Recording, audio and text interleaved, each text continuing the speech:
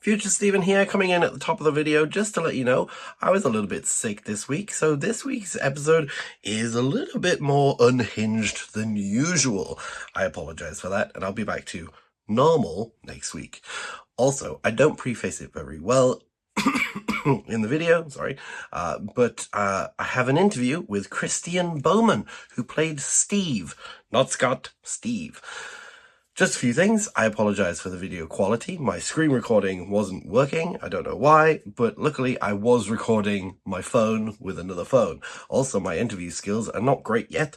I promise I'll get better. I've included 10 minutes of my interview with Steve Christian Bowman in this video, but you can check my playlists to watch the full 40-minute interview. All right, let's get to the episode. Bye.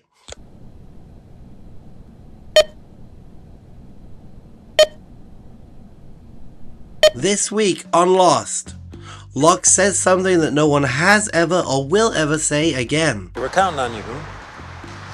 Kate is either really cold or she's very sad that Scott's been murdered. And Jack is a prophesizer. Someone hears something out in the jungle, gets scared. Chances of us shooting each other are much higher than of us shooting him.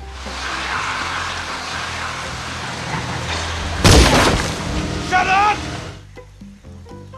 Welcome to my Lost Rewatch, where I'm revisiting every episode of the show Lost to talk about the good, the bad, and the mysteries.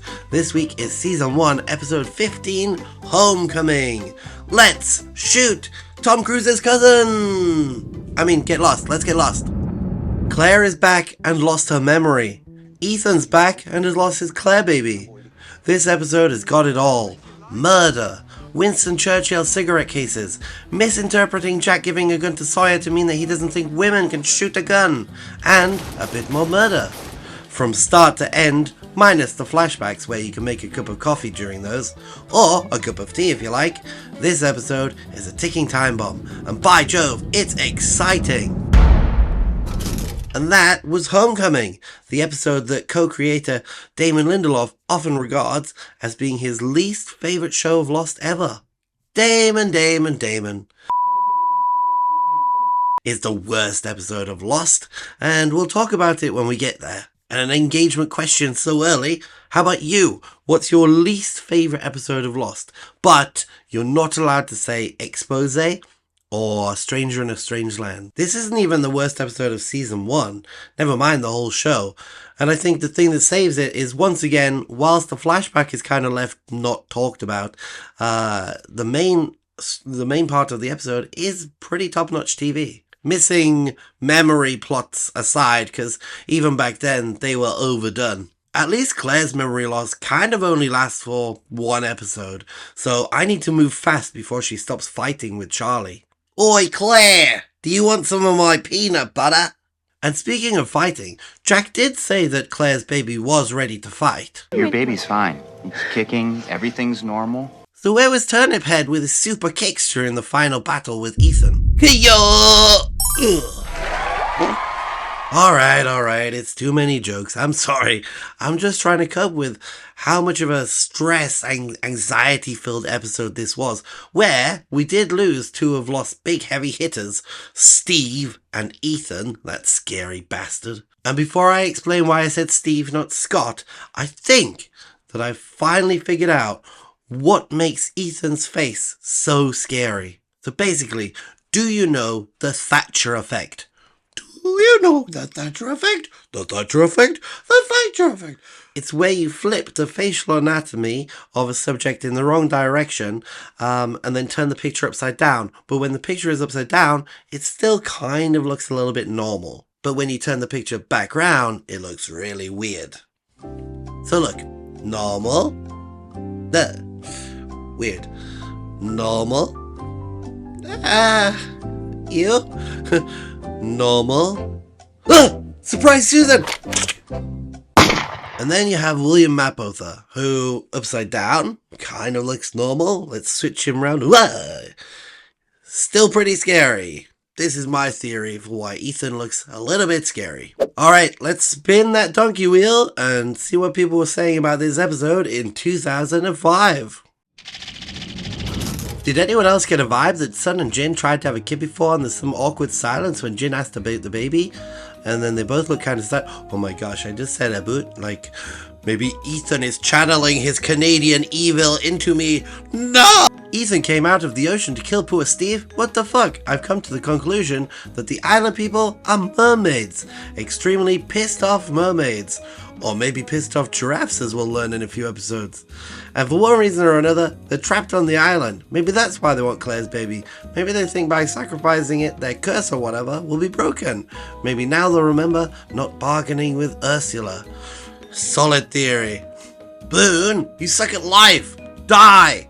Kate, you can probably stay awake longer than Boone and can shoot a gun, but you're hella annoying. Die. Well, it's been a few weeks since we had some Kate hate, so might as well get it here when she did nothing wrong. I haven't seen anyone mention this, but during a commercial break, I saw an ad for Jimmy Kimmel that showed him on the Lost set with people like Matthew Fox and Josh Holloway. I'm running off to set my VCR. Well, that's one way to age the show. And me? I can't believe that it was just some random guy that died. Have some respect. He was Steve, or Scott. We'll get to it soon. So this is one of the reasons why Damon Lindelof really doesn't like this episode. In general, he does say that everything about this episode is a failure, but he has focused a lot on how, as a writer, he's failed Charlie, because they basically wrapped up his on-island and off-island storylines in his first episode, and now they're kind of just running in circles. At least Damon Lindelof sees it, but it's sad that the fans see it as well. Okay, and let's move on to Let It Rip, where we say goodbye to those that we've lost on Lost.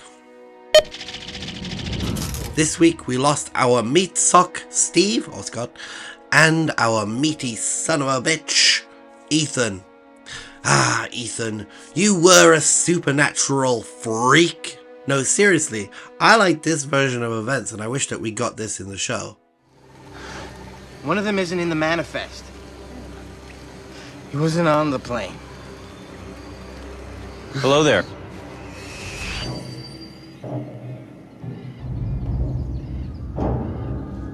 Ethan, where's Jack?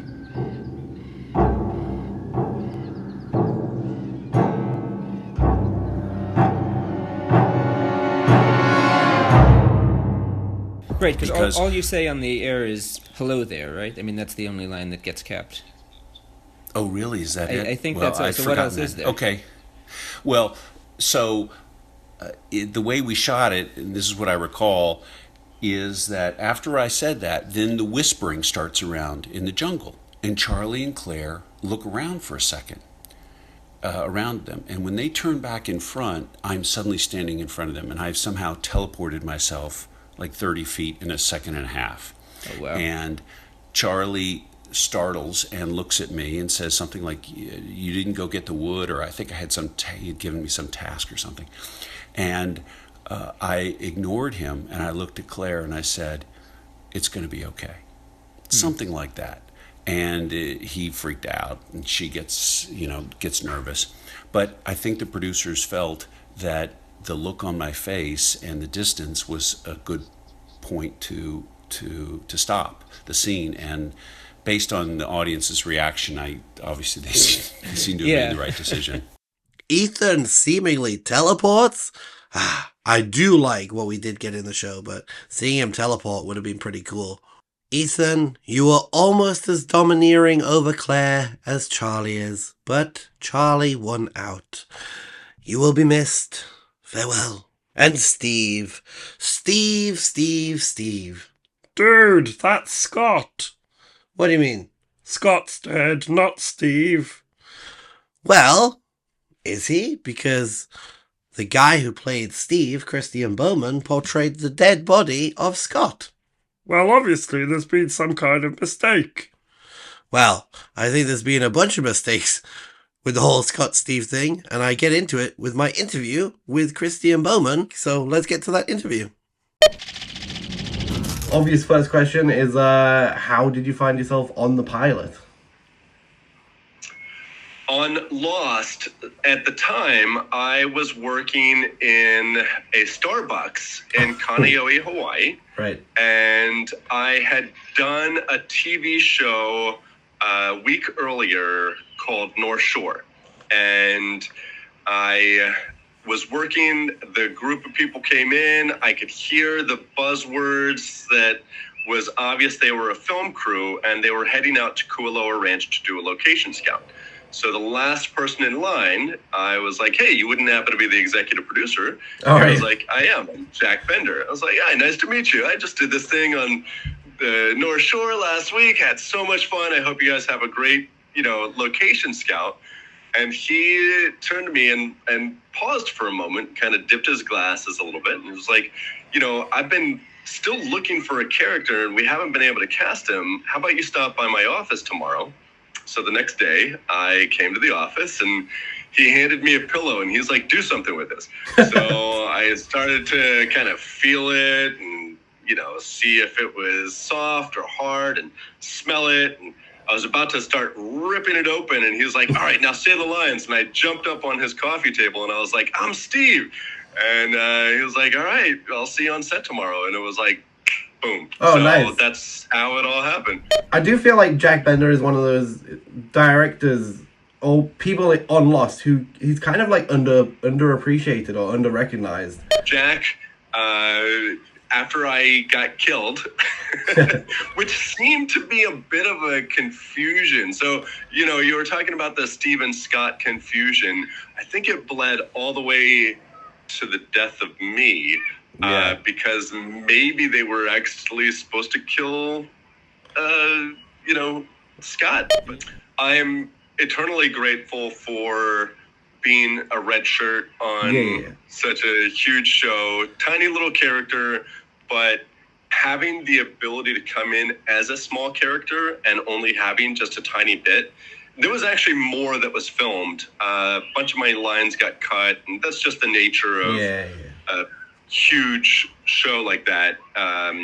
There was a whole backstory on Stephen Scott and all the details, but it never went to air. And I was like, oh well, maybe if it'll be in the DVD extras or something, but it never. In the episode Raised by Another, when Hurley's doing the census, there's a scene in the scripts, like the scripts that are available online at least, where Hurley's talking to you and Scott, and there's like some kind of implication that like you two were alone together in Hawaii, and Hurley wonders if you were married. Was that the same backstory, or was that?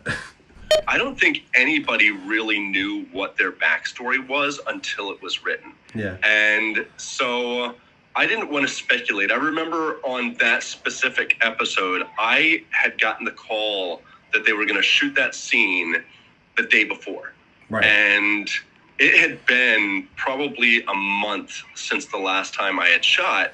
So I drove up to the North Shore and I checked in with the, PAs and everything. And they were like, oh, Christian, they rushed me back to wardrobe. They got me into my outfit. They rushed me over to hair makeup. I had two people, two hairstylists cutting both sides of my hair at the same time. And then I was rushed out on set and handed the script. And it was like, oh, okay, yeah, let's go. And there was a little, question in the hair makeup trailer. They were like, so, are you guys dating or, and I was like, honestly, I have no idea. Yeah. Unfortunately, that whole scene kind of got cut. And in the, at the very end, it's like, a second. Yeah. But in the beginning, you didn't really know who was potentially Amin Sak. Right. You know? Yeah.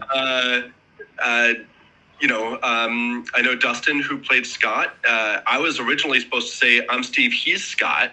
And then on location, Jack is like, you know what? You in the background, why don't you say I'm Scott? And in a heartbeat, he went from background to a character on the call sheet. Right. And so, you really never know when somebody is going to sort of rise or fall or anything like that on a show like that. It's funny that we were just praising Jack Bender for his, improvisational skills and ability to, like, feel something that's right. And then it seems like he's kind of the one that's actually started off this confusion about who's Scott and who's Steve. But yeah, maybe just on set, whenever he said to Dustin, you're Scott, that initiated the whole thing. And then, and even the last day, whenever I was supposed to be found dead, we stood up on the North Shore. It was right before Christmas. And it was me, Ian Somerhalder, and a few other people, and we're looking out at the water. And the original script, I think it said I was supposed to be found face down in a tidal pool. And we're looking at like 30-foot waves crashing down, just like massive water. Yeah. And I was like, you're going to have some amazing production value because I will literally be dead if I get in that water. And so they changed the whole thing, and now I'm found on the sand and supposed to have all my bones broken. And so that's how that happened, is that they couldn't... Yeah. That's why the bone broken thing... Because the bone broken thing is, like, so much more extreme than just, maybe he cracked his head on a rock. The body that's in the body bag is a mannequin. Right. It's not even me. Yeah. So they get the shot of you there, and then... And then so if you look at the body bag, that they're carrying, it's like super stiff, but it works. I mean, for rigor mortis, but So, I mean, maybe you don't fully know, and it's all really confusing because the character that dies is Scott, but you're playing him, and then so they've got that because you always played Steve, as far as I'm aware, and now you've got Scott's dead, but Steve's playing him, which causes even more confusion. I was just wondering because when I showed up on set to go die, I was like, I'm Steve. I'm not Scott. Oh, they're just like, and yes, they're Scott. like, oh. Yeah, Scott. No. No. And then I don't know if it was an inside joke with wardrobe or what, but they had Scott's name on my wardrobe. All right. I was like, no. I've literally introduced myself by name on screen as Steve. And they were like, yeah, no. You're dying today. You're Scott. There's a picture of me. Like, it says Steve. So, and then they were like, well, Dustin's not here, so you're dying. Oh, right. Okay. Oh. And I was like, oh, okay. All right. Cool. So it was, I don't know if they actually meant to kill him or if they meant to kill me and just go off on the lore of the confusion. I mean, but it adds to it. And it was even at the crew side, and I don't know if it was a practical joke or not, but I was just as confused as everyone else. And so I didn't consider it like it was the end, but I was also moving anyway. And so it was the end, and it worked out, perfect like that. Yeah, great. I just have two more short questions. I know I've already taken a lot of your time. Just wanted to ask you, did you continue to watch the show? Like, if you were watching it, did you watch it all? If you did you like it? Like, what was your relationship with watching? Oh, no! Well, my last question, it's really dorky. I'm sorry. Since you never met the polar bear, do you have any questions for him? Met the polar bear. Were you real? Was any of it real? Everything's real if you think about it. I don't know why he sounds like Mr. Bean, but he does. All right, well, yeah, thank you, Polar Bear. Thank you. All right, well, thank you, Christian, very much. I've already taken way too much of your time. You are our favorite meat sock. We will love you forever. Oh, thank you so much. Well, aloha. Thank you so much. Aloha, guys. And thank you for having me. It's been a pleasure. Great. Thank you, Christian, and bye-bye. Okay. Thank you again, Christian Bowman, for giving up your time for the interview. You're a really cool dude. All right, so let's move on to whose side are you on? This episode, I am back on Jack. It's a jack-off. And for the second episode in a row, there just wasn't that much sexiness going on, so I'm not really sure which moment to award a sexiness trophy to. You know, in an episode where you've just got a wet Terminator chasing down a young pregnant woman, you could have something sexy there, but there's nothing in this episode in particular. So, unless your kink is having all of your bones broken, and I'm not into BDSM, Eminem, but if you are, then that's up to you. And who be lying? Well, it's not Ethan, because Ethan did what he said he was going to do. I think you could count Boone as a liar, because he's lying to himself by thinking that he can be useful when he's never useful. Even Locke doesn't invite him to the final battle. And that brings us to our final section. Herein we have another tidbit towards the idea that season 1 had a lot of ideas, and a lot of ideas that they were committed to, but that they hadn't buttoned down yet. And then right after that, I went to the producers and I said, well, you got to tell me something about this character. And I kind of insisted that they let me see all the episodes they had shot up to that point. So as I said, the first episode had just aired, and I was shooting, I think, episode 7, and I said, you got to let me see 2 through 6 so I can understand what this world is. What rules does it operate under? And they let me see those, and then I started peppering them with questions about Ethan. And some they were able to answer, and some they didn't. And some of them they were cagey on. Like they were, well, he didn't grow up on the island, but maybe he did, and this and that. So the bottom line was, it wasn't a lot of help pestering them with questions. And I think part of it was that they weren't quite sure themselves. Yeah, I think they've said, in Damon specifically, that in interviews, that they knew where they were headed, they just didn't quite know how to get there. Again, it kind of goes back to the idea that season 1 was such a bullet train of production that they never mind buttoning down shirts. They couldn't even get some new shoes. They're just taking other people's shoes. And Wednesday morning, I think, I got a call from my agent that said, I have gotten you an offer for 2 episodes of a new show. I said, what is it? She said, Lost. I said, I've never heard of it. She said, it premieres tonight.